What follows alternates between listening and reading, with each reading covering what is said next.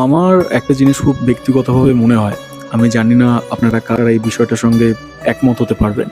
সেটা হচ্ছে আমাদের জীবনে most of the incidents, most of the events আর কন্ট্রোলড বাই ফেট। আমরা অনেকটাই চেষ্টা করবো হয়তো সেটাকে অন্যরকম করার, বাট ফেট কিন্তু অ্যাবাভ অল।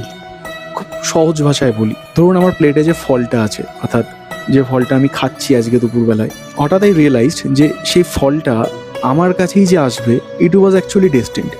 খুব সহজ ভাষায় যদি বলতে হয়, তাহলে ওই ফলটা ওই বিক্রেতার কাছে এসেছে, ফল বিক্রেতা, তার কাছে প্রচুর ফল আছে এবং সেখান থেকে কিন্তু এক্স্যাক্টলি ওই ফ্রুটসটাই আমার প্লেট অব্দি সার্ভড হয়েছে।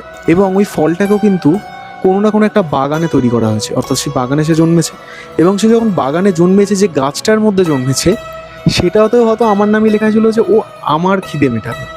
এবং এই অত বড় একটা জার্নি করে সে কিন্তু আমার প্লেটে এসে পৌঁছেছে। তো এই বিষয়টা কিন্তু জাস্ট ইগনোর করার মতো নয়। অর্থাৎ যেটা আমাদের জন্য তৈরি হয়েছে, আমাদের মনে হয় আমরা সেটার জন্য রেডি থাকলে সেটা আমরা পাবো। আর যেটা আমাদের জন্য তৈরি হয়ই নি, আমার মনে হয় আমরা যত চেষ্টা করি, বেকার চেষ্টা করা হবে, হয়তো আমরা সেটা পাবো না। তাই নিজের ইনটিউশনটা বোঝা, কোথাও গিয়ে ডেস্টিনিকে রেসপেক্ট করা, এই ইউনিভার্সকে রেসপেক্ট করা, ইউনিভার্সের কলসগুলোকে রেসপেক্ট করা, চারপাশের মানুষগুলোর যে থটসগুলো আছে সেই থটসগুলো যে সব ক্ষেত্রেই ভুল নয়, এই বিষয়গুলো সম্পর্কে বোঝা অনেকটা বড় হয়ে যাওয়ার সময়। জাস্ট আমি একটা থটস আপনাদের সঙ্গে শেয়ার করলাম।